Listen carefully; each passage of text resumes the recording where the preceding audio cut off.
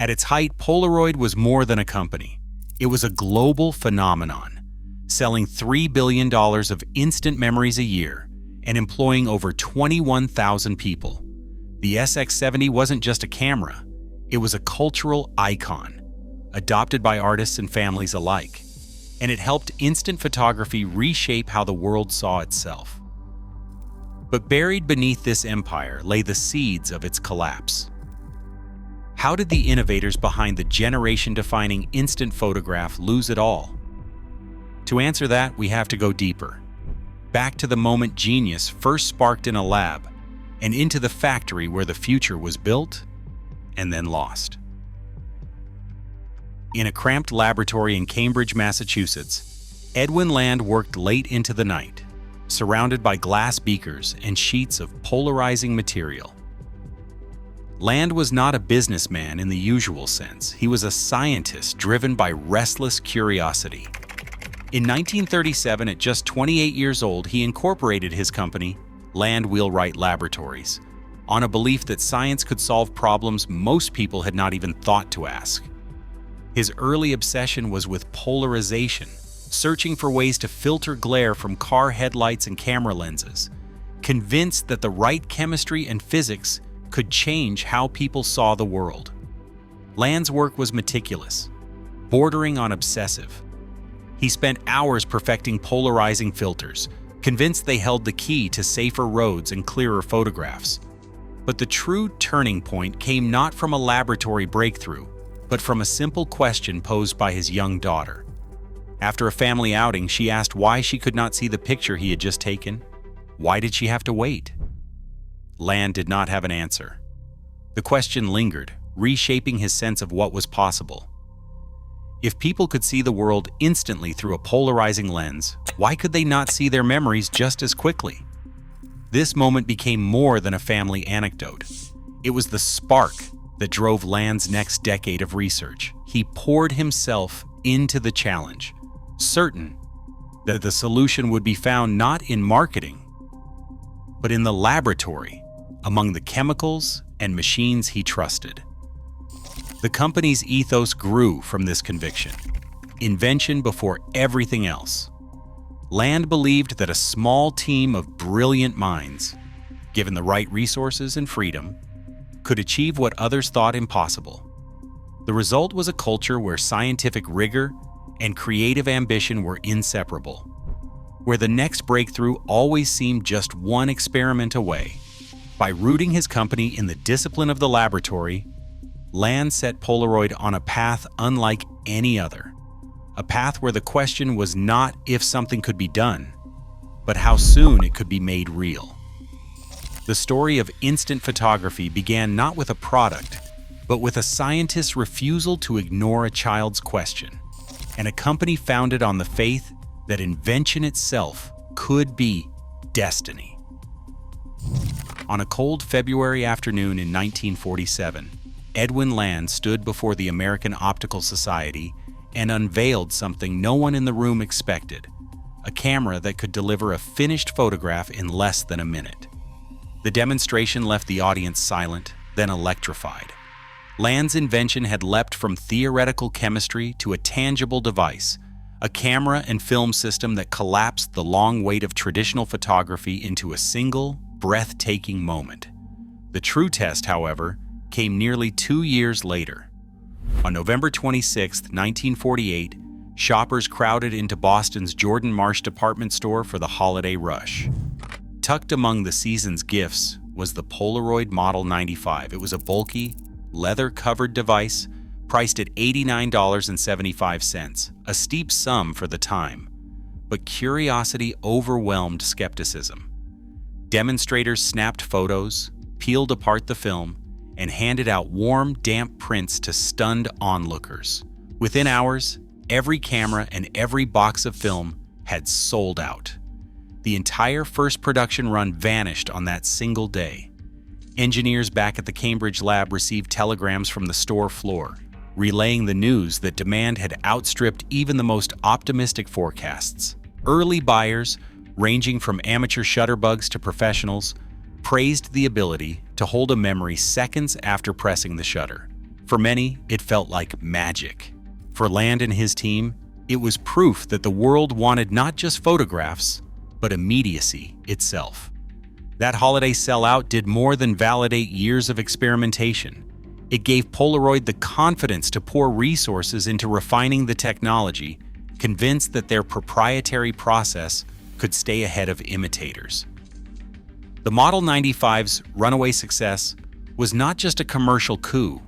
It was the moment instant photography left the lab and claimed its place in the marketplace, setting the stage for even bolder technical leaps to come. In the early 1970s, a small secretive team at Polaroid worked behind locked doors, pursuing a challenge that seemed almost impossible. They wanted a camera that could fold flat to fit in a jacket pocket, open in a single motion, and deliver a finished photograph without a trace of chemical mess. The project, known only as SX70, pushed chemistry, optics, and engineering to their limits. Edwin Land demanded not just improvement, but reinvention. He wanted a system that would make the darkroom obsolete. He wanted a camera so elegant it would disappear in the hand, leaving only the experience of seeing a memory appear from nothing. After 8 years of relentless development and nearly $500 million invested, the SX70 made its public debut in 1972. Land stood before an audience at Polaroid's annual meeting, reached into his suit pocket, and produced the world's first folding single-lens reflex instant camera.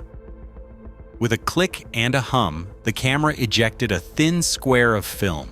Within seconds, the image began to materialize with no peeling, no sticky residue, no wasted chemicals. For the first time, instant photography was truly instant, and the process was clean enough to do anywhere. This debut changed how people thought about photography. The SX70's engineering bordered on science fiction. Its lens system used 3 aspheric mirrors and a pyramidal bellows that collapsed flat, a feat of mechanical origami. The integral film pack contained everything: developer, fixer, even a tiny battery to power the camera's motor and exposure system. Inside Polaroid's Norwood and Waltham factories, new machines molded precision plastic parts and assembled film packs with chemical layers measured in microns. The electric eye auto exposure and the motorized roller system that spread chemistry with perfect consistency, each component was invented or refined in-house, the result of hundreds of engineers working under Land's direct gaze. That engineering was relentless and meticulous. The SX70's arrival did more than solve technical problems. It created an aura of invincibility around Polaroid. Engineers who had once doubted the project now spoke of it with awe, describing the camera as a work of art disguised as a machine. The press called it a miracle, and artists and designers snapped up early units as symbols of modernity. Demand soared, with hundreds of thousands of cameras sold within months, even at a price that put it out of reach for most households. For Polaroid, the SX70 became more than a product. It was proof that the company could bend reality to its will, and that its future would be written in chemistry, plastic, and light. By the late 1970s, Polaroid was no longer just a laboratory curiosity or a clever consumer gadget. It had grown into an industrial giant, employing nearly 21,000 people worldwide. Its factories in Massachusetts ran day and night, churning out cameras and film for a public that seemed unable to get enough. Annual sales soared past $3 billion, placing Polaroid comfortably within the Fortune 500, a symbol of American corporate might and technological confidence. Inside the company's walls, the sense of purpose was almost palpable. Engineers, chemists, and assembly workers all contributed to a machine that seemed unstoppable. Every camera sold was only the beginning. The real engine was the endless appetite for film, each pack a small but vital piece of a vast recurring revenue stream. This was the razor blade model writ large, cameras on shelves, and in pockets across the world, film sales pouring in with every click and whir. But Polaroid's reach extended far beyond the numbers. Instant photography became a cultural language. The SX70's square white frame appeared at dinner parties, birthday gatherings, and in the hands of artists who sensed the medium's potential. Andy Warhol filled entire boxes with Polaroids, using them as both sketches and finished works. Walker Evans, Ansel Adams, and countless others found in the instant print a new way to play with light and time. The Polaroid image, imperfect, immediate, tactile, became a fixture in magazines, fashion shoots, and advertising campaigns. It offered a kind of proof that a fleeting moment, once captured, could be held and shared instantly. On the street, the Polaroid camera was a status symbol, a party trick, a family heirloom. In the art world, it was a tool for experimentation and self-invention. The company's advertising leaned into this ubiquity, promising not just technology, but a new way to remember. By the early 1980s, Polaroid had achieved what most companies only dream of. Its product was both ubiquitous and iconic, its name a verb, its future seemingly assured. Yet beneath the surface, the empire's very strengths bred a quiet vulnerability. The company's fortunes were tied to a single product ecosystem, film, and the cameras that used it. The world saw only the confidence of a market leader, but inside the boardrooms and factory floors, the cost of that dominance was starting to show. For now, though, Polaroid stood at the summit, its instant images woven into the fabric of modern life, its factories humming with the promise of endless demand. The engine that powered Polaroid's rise was also its greatest vulnerability. Every camera on a store shelf was a promise of future film sales, a cycle that demanded flawless supply chains and absolute control. For years, Polaroid relied on Eastman Kodak for critical film components, a partnership built on mutual dependence and guarded secrets. But in April 1969, that relationship ruptured. Kodak, after years of quietly absorbing Polaroid's advances and dissecting prototype SX70 cameras, ended the agreement. Overnight, film prices jumped, 10% in the United States and 50% abroad. Executives at Polaroid scrambled to replace a supplier that had become a silent rival. Kodak's move was not just a business decision, it was a declaration of war. Inside Kodak's labs, teams worked to engineer their own instant film, racing to sidestep Polaroid's patents. By 1976, Kodak released its own instant camera line, a direct assault on the market Polaroid had built from scratch. Polaroid's leadership, still reeling from the betrayal, responded with a lawsuit that would drag on for nearly a decade. The trial exposed years of knowledge transfer and patent disputes, with both sides spending millions to defend their futures. In 1985, the verdict landed. The court ruled in Polaroid's favor, awarding $909 million in damages, and forcing Kodak to pull its instant cameras from shelves. The victory was costly.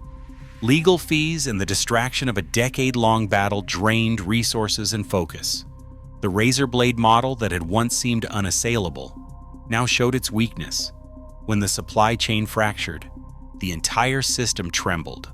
The lawsuit bought time, but it could not repair the deeper fragility of a business built on consumables. Nor could it shield Polaroid from the next wave of disruption already gathering on the horizon. Polaroid's confidence in its own formula bred a kind of blindness. In the late 1970s, the company poured nearly $200 million into Polavision, a system that promised home movies developed in minutes. The result was a cartridge that produced murky, silent footage, outclassed from the start by videotape. Shelves filled with unsold Polavision cameras and film. By 1979, the project was quietly abandoned. The losses did not just hit the balance sheet, they drained the company's appetite for risk. Engineers who once thrived on land's mandate to invent now found their proposals stalled or shelved by finance chiefs, wary of another costly misfire. Even as digital imaging research began to take shape inside Polaroid's laboratories, leadership refused to let go of the film business. In the early 1990s, teams built working prototypes, digital cameras with instant printing, scanners, even a handheld device called Helios. Each time, the projects were quietly canceled or underfunded. Memos from the era show executives warning that digital would cannibalize film sales, their most reliable source of profit. By 1996, the PDC 2000, a professional digital camera, reached a handful of studios, but never the mass market. The pattern was clear. Innovation was tolerated only if it did not threaten the chemical empire. As the decade closed, Polaroid's culture of invention had faded, replaced by a defensive, risk-averse mindset. The company's legendary laboratories, once the envy of the industry, became graveyards for ideas that might have saved them. In chasing protection for their past, Polaroid let the future slip away. In October 2001, Polaroid Corporation filed for bankruptcy in a Delaware court.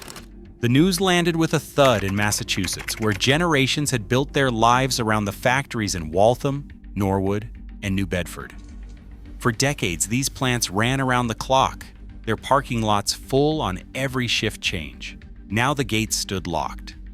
Thousands of workers, including engineers, machinists, and line operators, received layoff notices in waves. Some had spent 30 years assembling cameras and film, their skills honed for a product that no longer had a future. In Waltham alone, hundreds lost their jobs in a single week, their severance packages a pale echo of the security they had once known. Local newspapers filled with stories of shuttered shops and empty lunch counters, small businesses that had depended on the steady hum of Polaroid's payroll. The company's collapse was not just a line in a financial report, it was a fracture that ran through entire communities. In court filings, Polaroid's debt stretched into the billions, but the true cost was measured in lost livelihoods and abandoned neighborhoods, the quiet aftermath of an empire's end. In the spring of 2008, a handful of former Polaroid engineers and entrepreneurs gathered inside the shuttered Enschede factory in the Netherlands. The machines had fallen silent after Polaroid's collapse, but these new owners, calling themselves the Impossible Project, were determined to bring instant film back from extinction. They scraped together 3.5 million euros to purchase the last remaining production line, knowing that only a few months' supply of film was left in the world. What followed was a feat of reverse engineering. The original chemical formulas were lost, so the team spent nearly 2 years experimenting with new dyes, layers, and reagents, testing hundreds of prototypes just to achieve the familiar, unpredictable magic of a Polaroid print. Early results were unstable. Colors shifted, development times stretched from seconds to minutes, and each batch brought new surprises. By 2010, Impossible Project film was rolling off the line, sold to a global community of collectors and artists hungry for tangible photographs in a digital age. In 2017, the company acquired rights to the Polaroid name and rebranded as Polaroid Originals, launching new cameras and film packs under the brand that once dominated the industry. The revival was modest in scale but profound in meaning, a small group of believers keeping the ritual of instant photography alive, not as nostalgia, but as proof that invention can outlast even the mightiest empire. Today, instant images are everywhere, yet rarely held in our hands. As technology keeps moving, even giants can vanish overnight if they mistake nostalgia for innovation. Polaroid's story is a warning.